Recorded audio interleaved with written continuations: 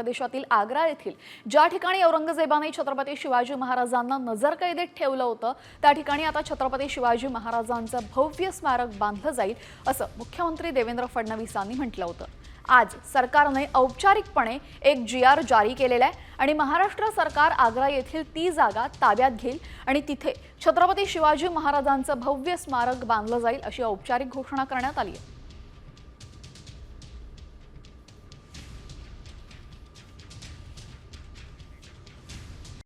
Comscore नुसार आता isakal.com आहे देशातील नंबर 1 ची मराठी न्यूज वेबसाईट। प्रत्येक अपडेटसाठी isakal.com ला नक्की भेट द्या। उत्तर प्रदेशातील आग्रा येथील ज्या ठिकाणी औरंगजेबाने छत्रपती शिवाजी महाराजांना नजरकैदेत ठेवलं होतं त्या ठिकाणी आता छत्रपती शिवाजी महाराजांचं भव्य स्मारक बांधलं जाईल असं मुख्यमंत्री देवेंद्र फडणवीसांनी म्हटलं होतं। आज सरकारने औपचारिकपणे एक GR जारी केलेला आहे आणि महाराष्ट्र सरकार आग्रा येथील ती जागा ताब्यात घेईल आणि तिथे छत्रपती शिवाजी महाराजांचं भव्य स्मारक बांधलं जाईल अशी औपचारिक घोषणा करण्यात आली आहे।